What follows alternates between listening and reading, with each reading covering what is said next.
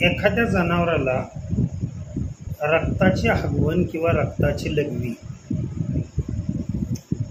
होत असेल किंवा एखाद्या मनुष्याला रक्ताची हगवण होत असेल किंवा रक्ताची लघवी होत असेल किंवा लक्षात ठेवा रक्ती मूळव्याध म्हणतात त्याला,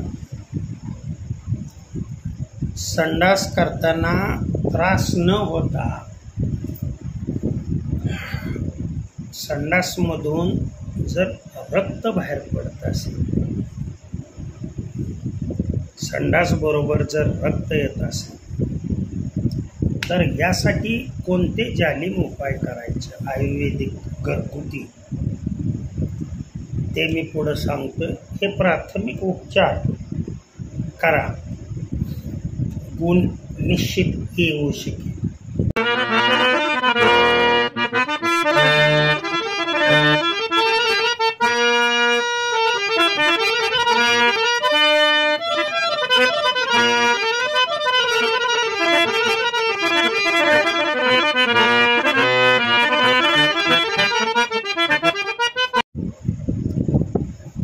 काय काय वेळेला मूळव्याधाचा त्रास होत नाही बरं का. जनावरांच्या बाबतीमध्ये संडास रक्ताचीच होते, रक्तच पडतं सगळं संडास.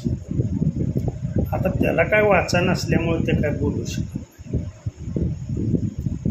परंतु ज्या वेळेला असं होतंय त्यावेळेला जनावरांच्या बाबतीमध्ये ते शेळी असू द्या, मेंढी असू द्या किंवा मोठं जनावर असू द्या, लक्ष द्यायचं. संडासमध्ये सेम पडत असेल तर त्यासाठी ट्रीटमेंट वेगळं आहे, संडासमध्ये रक्त पडत असेल तर त्यासाठी ट्रीटमेंट वेगळं आहे. फक्त आजच्या व्हिडिओमध्ये मी संडासमध्ये मनुष्याच्या असेल किंवा जनावरांच्या असेल जर रक्त पडत असेल म्हणजे मनुष्याला रक्ती मूळव्याध आहे हे लक्षात ठेवायचं. आणि असं रक्त पडत असल्यामुळं काय होतं की हळूहळू त्या मनुष्याची प्रकृती नाजूक बनत जाते आणि एवढं खातो तरी सुद्धा काय फरक होत नाही. मग यावरती कुठले साधे सोपे उपाय करायचे तर पहिला उपाय मी सांगतो, 2-3 उपाय सांगतो, यापैकी कोणताही एक करा.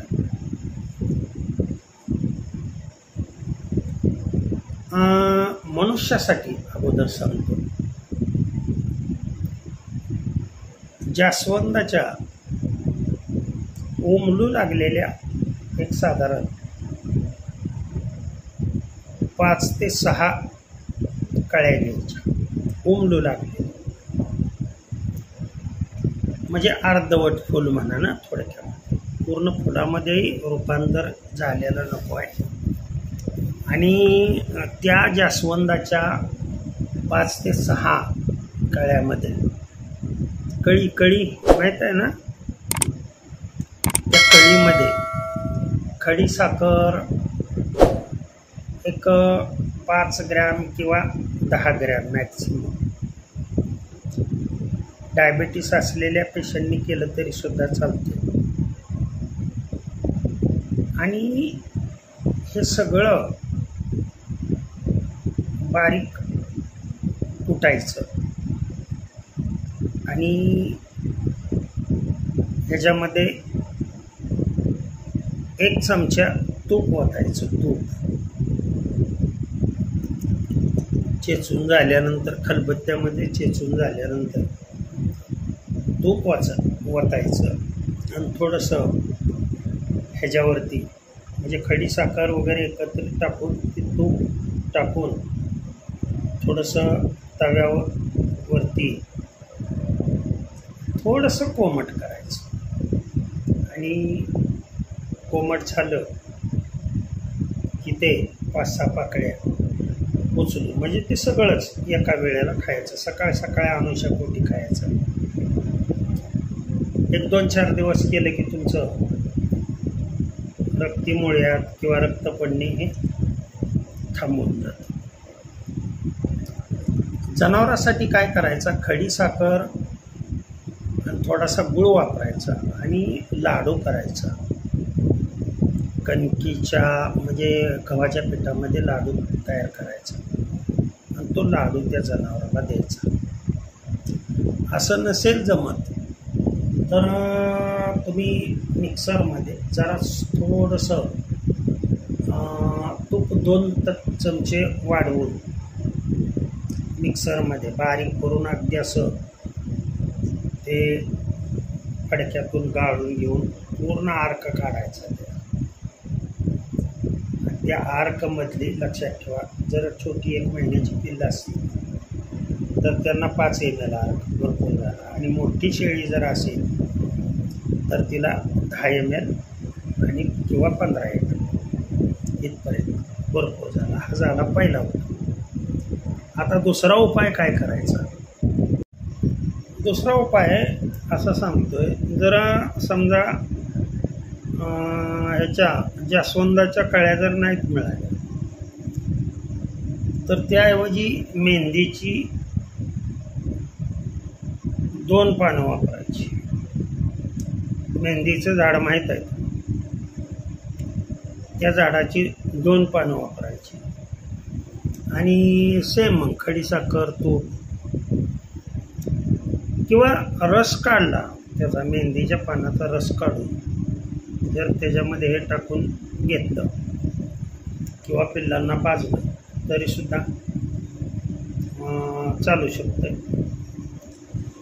हा झाला दुसरा उपयोग. आणि तिसरा उपाय तर अतिशय शॉर्ट बट स्वीट आहे आणि हा तिसरा उपाय सर्वांनी करावा असं मला वाटतं. मेथीचा 1 कप रस काढायचा. लक्षात ठेवा, आता जनावराच्या बाबतीमध्ये मेथी घास जरी वापरला तरीसुद्धा चालतोय. मात्र मनुष्याच्या बाबतीमध्ये मेथी मिळते ना, ती मेथीची भाजी आणायची, तिचा पानं तोडून 1 कप रस काढायचा आणि त्या रसामध्ये, परंतु ही सिजनेबल आहे बरं का, काळी द्राक्ष, एवढी काळी द्राक्ष घ्यायची, त्यात कुस्करायची.